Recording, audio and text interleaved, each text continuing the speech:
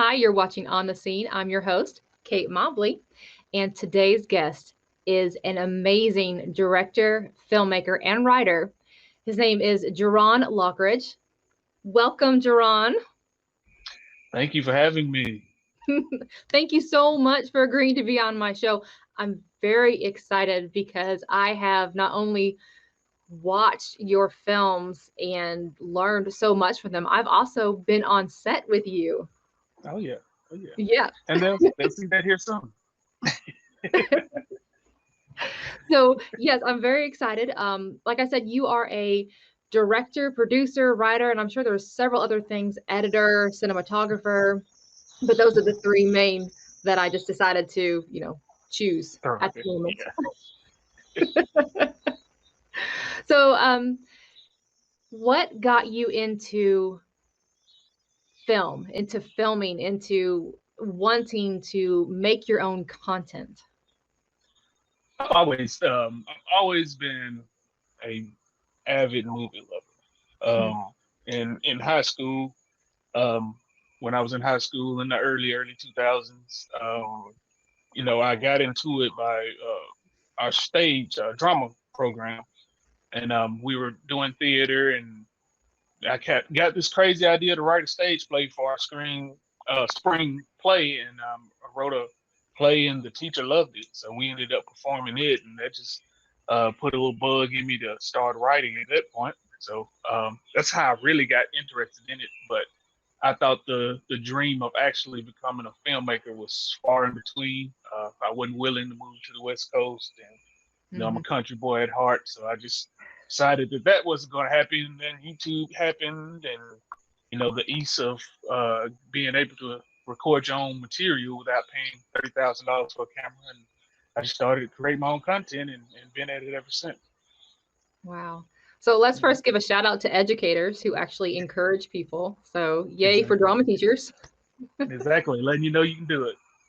Yes, I love the stories where you hear someone has written something and the teacher has encouraged it so much that you got to see it performed.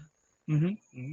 So, Because if who knows if that never happened for me, I probably never would have thought I could do it. So I have to credit her very much because she encouraged me to write and at least try it out, and I ended up loving it, showing that I could do it. So it kind of started me on my career in a way. So kudos to her.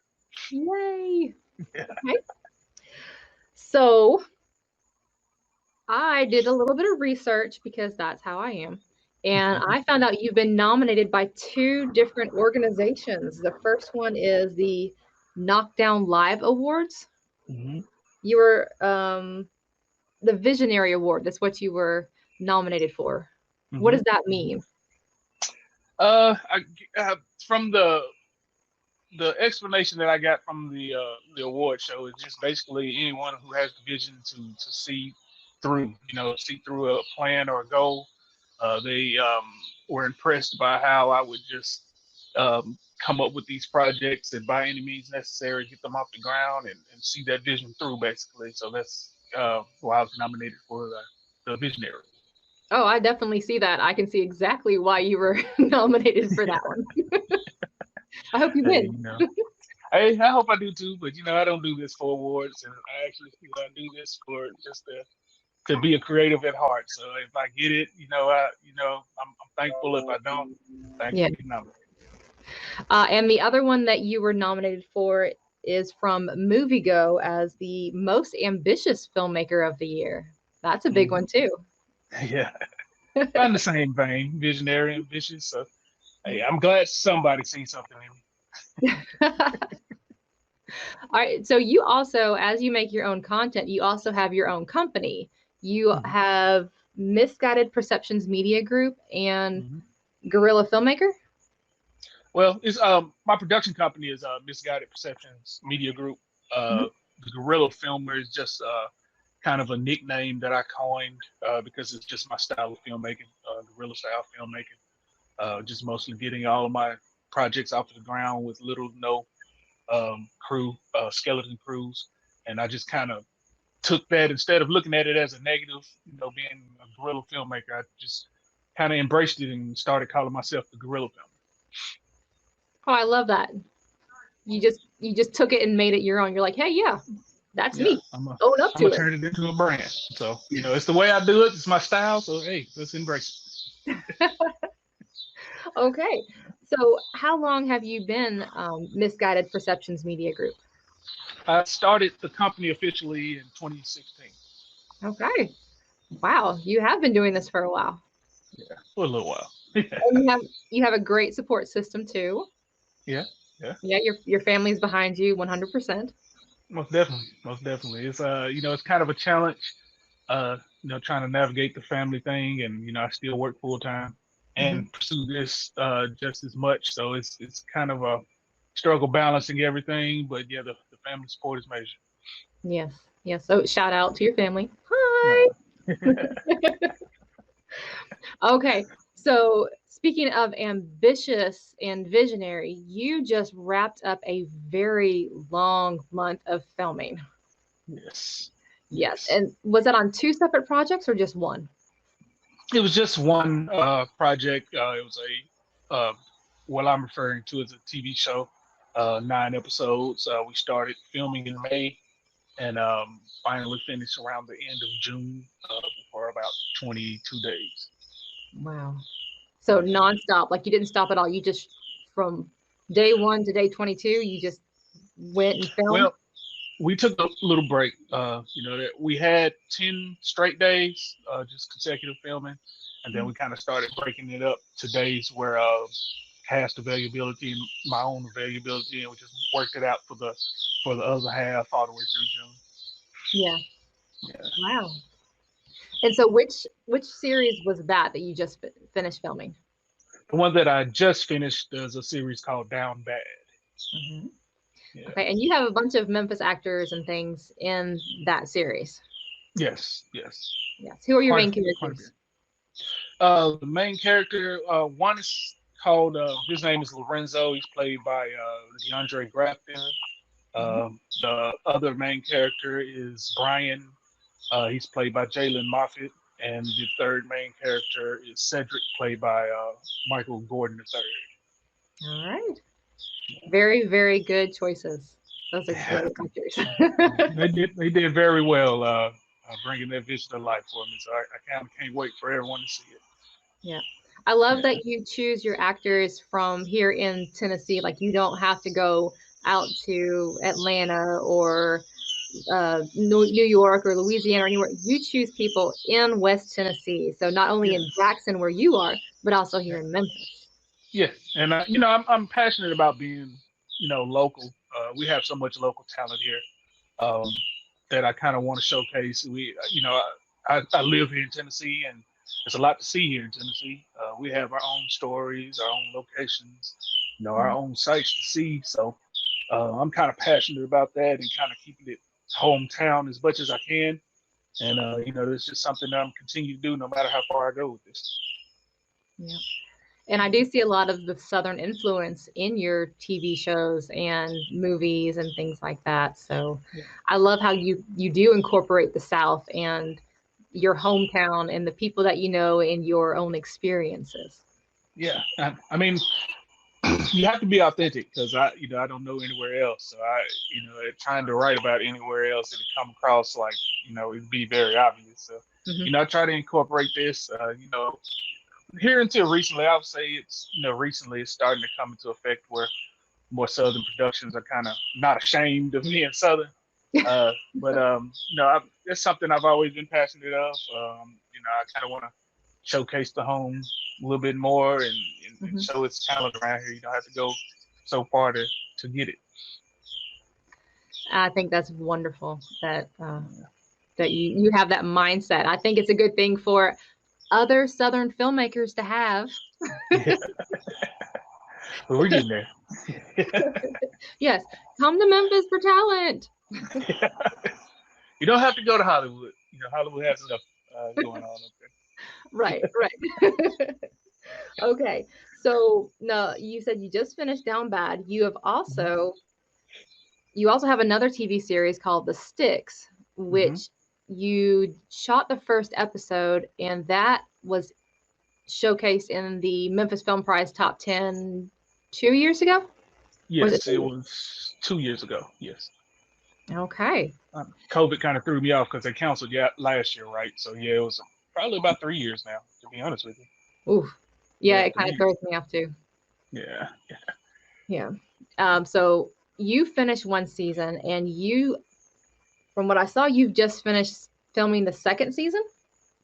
No, we're actually in the process of getting ready to film the second season. I started on the well, let me back up. I started production on it, kind of, because one of the main actors, uh, he just had a baby. So congratulations to Everett and Evie. So I kind of Yay! wanted to get his Beautiful baby. scenes out of the way because I wasn't sure how his availability was going to be. So I Mhm. went ahead and filmed his scenes just to kind of get those because, as you know, uh, we can hardly ever film in order. So I filmed those scenes, and we're technically started, but we haven't really kicked into gear All right. yet. All right. But it will be soon though, because I see Yes, a lot of cast announcements, a lot of yeah. things We're like that. actually we were actually supposed to start this weekend, but good old Murphy's Law comes in every now and then, so we kind of had to postpone this date this weekend to September. But we're starting the second weekend of August to get it started. Oh, that's wonderful. Yay! Good luck. Yeah, thank you. I'm gonna need it. Yeah, not too many setbacks because Yeah, I hope these do because happen I've a lot. had enough already. But you power through them. You I have never seen someone who tackles adversity the way that you do on set. Yeah. You just like, okay, I got this problem, and you sit there and you work through it, and you don't care because you are so focused on Mm, getting things yeah. right and having your vision out there, and I truly admire that. Nah, appreciate it. Appreciate it. Kind of a bullheadedness, I guess. I just, every now and then I get an obstacle, and if I think it'll hurt the vision of the overall project, I'll just postpone or something. But, filmmaking in itself is all about problem solving. So you have to solve problems constantly. And especially indie filmmaking, you're going to have problems continuously, no matter what it is you're doing. So you got to find a way to push through those obstacles and continue to make that project go forward. Yeah. Yeah. All right. So let's see. I know we have some graphics that you sent us, some pictures. And I believe Mhm. the first one we have is of you actually directing, like in the directing role. See? Oh yeah. Yeah. Okay, so is that on set of Down Bad? Yes, this is actually one of the last days of Down Bad, and as you can see, this is why I call myself the guerrilla filmer. I'm doing the sound, I'm doing the lighting, I'm doing everything right there. But yeah, this is one of those pictures that kind of in a totality explains what I mean by that whole guerrilla filmer mantra that I speak so much about. Is that a church? Yeah, that's actually we're filming it's a church scene. That's in the finale episode, a very important scene. Um, and we're in there filming, getting it done. And I got my little bouncer back there bouncing some natural light around and getting a pretty awesome scene that I can't wait for the audience to see. I can't wait to see it because Yeah, wow. You did yourself. That is absolutely amazing. yeah, yeah. I would not be able to do that at all. Yeah, it was an interesting day. I can't wait to. I'm actually editing. I actually took a break for this interview from editing, so I kind of can't wait to get in there and kind of wrap. I'm actually working on that scene, which is weirdly enough, but kind of want to see it put together and see how it turns out. Oh, I definitely Yeah, understand wanting to see the final product. You're like, it's in my head. I need to see it. yeah, I yeah, need to see it yeah. out there. And I mean, you know all too well. It's an addiction seeing that vision come to life. So whenever you get in the editing room, you kind of just want to, let's get it over, let's get it over with. So, Yes, yes. yeah. So we also have the graphic for the Down Bad series that you were filming with your three Hmm. main actors. Yeah. That's Jalen on the left, Michael Gordon in the middle, and DeAndre Grafton on the right. Yeah. Wonderful. And then we also have the sticks. I, Logo, yeah. I love this logo. It is just amazing. Do you come up Gravity. with these yourself? Well, I kind of had I had a good friend of mine. His name is Jaron. He made that logo up. I kind of gave him an idea of what I wanted, and the rest he did himself. So he did an awesome job making a logo there that's eye catching as soon as you look at it. It is definitely eye catching. Yeah. Definitely. It just pops. You're like, oh, this is gonna be interesting. All right. So the next thing I want to talk about is some of your feature films. You had a film called Smith hmm that you filmed. hmm Oh, there's the poster. hmm So who's on the poster here? That's Larry Triplett. He's the lead character. AJ Smith, the title character, as I would say. On the left there is Ron Rico. I'm butchering your name, Ron Rico. Albright. Keith Johnson is poking his head over his shoulder, and it's Chandel Ryan to the right. Yes. And Yeah, this was actually entered into the Indie Memphis Film Festival, and you got to mhm. watch it at the drive-in. Very first time ever going to a drive-in. Oh, It was. I mean, I hate the reason why we were at the drive-in, but it was awesome seeing the film at the drive-in for my first time ever going there. Yeah, that is a huge thing. Yeah, the first time you yeah, go, you see a film that you created, that you yeah, wrote, and your actors and your vision. And yeah. man, It was awesome. It was awesome. I didn't even know drive-ins still existed, so I guess COVID kind of brought some things out. I thought drive-ins were old and extinct by now, but that was pretty cool. Pretty yeah, I hadn't seen a drive-in since I was a kid until I moved up cool. here to Memphis, and I was like, they still have a drive-in? Really? Yeah, yeah. Really? I did not know that place existed until they put it on my itinerary. That was where my film was going to be showing. So that was a pleasant surprise in itself. That's good. That is really good. So was that was Smith entered into any other film festivals, or was that just the only one? That was mostly. I had one more that it was accepted in Denver, Texas, the Denver Black Film Festival, and I'm drawing a blank on the third one, but I think it's only on. I was real particular on the film festivals. I only sent it out to like 10 for Hmm. budget reasons and just for films that I felt it would fit with. And I think I got 3 out of 10 on as far as uh, getting it in.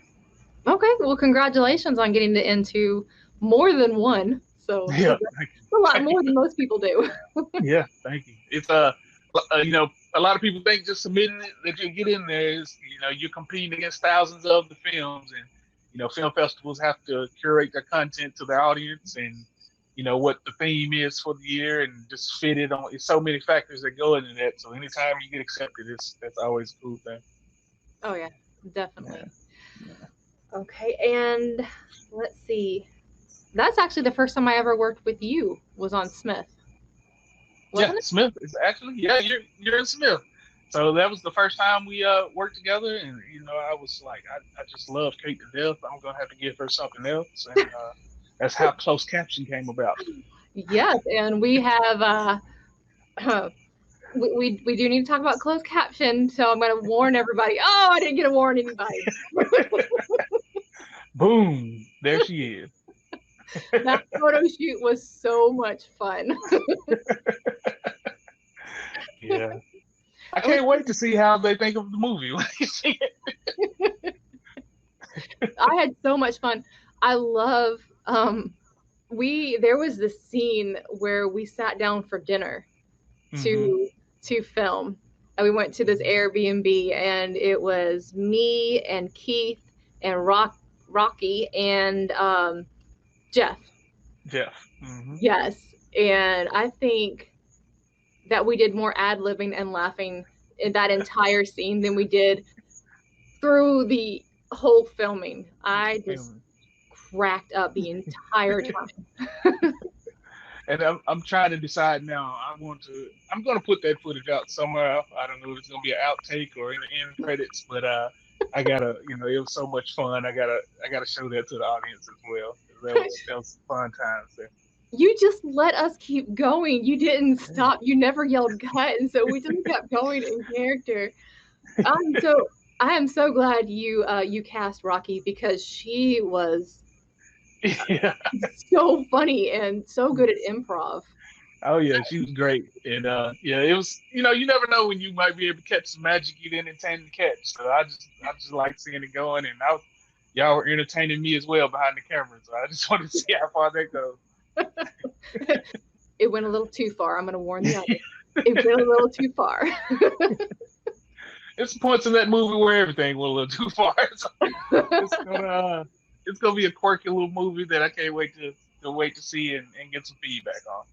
Yes. And so we have had, or you have had to cancel that movie premiere several Mhm. times because of Several COVID. times. Yeah, yeah. So I did see that there is an online premiere now set for Hmm. August the 20th. Yes. Unless something magically happens out of the blue, it's just at a point to where I'm tired of setting a date and telling the audience one thing and then having to change it because something's coming up. So I just decided, as bad as I wanted to have a premiere, I may still have I'm checking out the YouTube platform, their premiere system. Mhm. I may have an online premiere just to still have that audience interaction. I mean, but lo and behold, come August 20th, one way or another, it's going to be released. Yay! I'm really looking forward to it. Like, really, because I Yeah, know how much work you put into it, and I yeah, read the story, and I yeah, want to see how it translated onto film. yeah, yeah. So I think it's a couple things changed here and there. Like they say, you make the movie, but you shape it in the edit room. As you can see it one way in your head and on the script, and it's performed one way, but you really shape the movie in the editing room. So there's some choices that had to be made, and I felt how the film was flowing, and it's kind of different than it was scripted, but I still think it's better overall, and it flows a lot better. So I believe everyone will like Yay! I'm sure it. they will. Yeah. So it's I y'all better like it. Yeah. So you do have some social media already set up for your Hmm. series and your TV shows and to follow you. Hmm. So you have Facebook, Instagram, Twitter. You have all And those. Yeah, there it Facebook, is. Instagram, Twitter. Yes. So you're at Gorilla Filmer. At Gorilla Filmer. Just started a TikTok. I'm not too, you know, You have everything with the TikTok? TikTok. Still trying to learn it. I have no idea what I'm doing on it, but eventually I'll get some content on it. I have been the only holdout in my friend circle to not have TikTok. And I'm like, I refuse to get I TikTok because it's a time suck. It's even worse than Facebook. Yeah, I absolutely understand because I just everybody's telling me for business reasons how it's seeming to overtake Instagram in a way. So that's the only reason I joined it. If there's another way to get the word out about some of these projects in a way, yeah, I'm all for it. But yeah, I was the same way. I refused for the longest to start a TikTok. But you're in it now, so now we can follow it on TikTok. Yeah, Hey. you follow me there. Hopefully, There. I'll figure out something to put on there soon. Oh, I'm sure you will. I'm sure you will. You're creative. You write things. Oh yeah, yeah. I'll find a way to put my own twist on Yes. Oh, it. definitely. Yeah. Definitely. So what are you working on now? Are you allowed to talk about it? I mean, besides the sixth series coming up, is there anything else that you want to talk about? Well, I have a whole, like I tell everybody, I, the reason I know this is what I should be doing is because I'm never short of ideas. And, after the Sticks is done, I have a movie that I was just about to announce a casting call for, but I slapped myself on the hand because I don't need to overwhelm myself. But I have a little movie project that I hope to start casting for after we get the Sticks kind of in motion and almost wrapped up. And I'll think of a name for it soon. But it's a kind of in the vein of No Country for Old Men, kind of old thriller suspense. So I'm hoping to get it off the ground probably here this fall. All right. And I have noticed that you do kind of have a theme with the like crime thrillers and those kind of law enforcement shows. Is there any particular reason? Well, I have a law enforcement background myself. That's not necessarily, I would say, the reason why. I just love that content. Hmm. I just, when it comes to, those type of shows, because I'm a Quentin Tarantino diehard fan. I just love those thrillers and, the way he mixes the comedy into the thrill and the suspense. I always thought that was brilliant for how you could laugh and be, have tension at the same time. So I've always had a love for those thrillers and suspense movies where you're always trying to see what's going to happen next, and just try to incorporate my own style into that. Okay. Well, Yeah. I definitely see the Tarantino influence. Anybody else have an influence on your movies? I love uh, the Coen brothers, Oh, yeah. and I would say them, and I like John Singleton as well. So I would say that I kind of probably take a little bit from all of those directors in a way, and just try to come up with my own style and influence. Yeah. And you definitely have your own style and influence, and it's amazing the way you take something and put it together and come up with this amazing, beautiful, intricate plot. It's fascinating. Thank you, thank you. Hopefully, other people feel the same, but I try my best to kind of get that vision out there the best way I can with the little money that I have. Like, I want to be you when I grow up. No, you don't. I'm bored. Be you. All right. So one more time, where can people follow you and find you if they want to talk to you about movies or your TV show or anything? Just search me up. You use my name, Jaron Lockridge. There's not too many of me out there, I don't think. Or you can search me at Gorilla Filmer with one R. Um, Filmer at Twitter, Facebook, Instagram, TikTok now. And hopefully I don't miss your notification in the billion that I have on my phone, and I'll get right back to you. You are a busy guy because you've been on several podcasts and TV shows recently, getting interviewed, and congratulations on all of the stuff that you've been doing. Thank you, thank you. You can't complain when you're busy, so I'm cherishing it right now, and hopefully I get some more stuff coming soon. All right, well, I'm going to wrap it up. So thank you so much, Jaron, for being on my TV show. I really appreciate it. Thank you for being a guest on the scene. Thank you for inviting me. All right. Well, I'm Kate Mobley, and I guess that's it.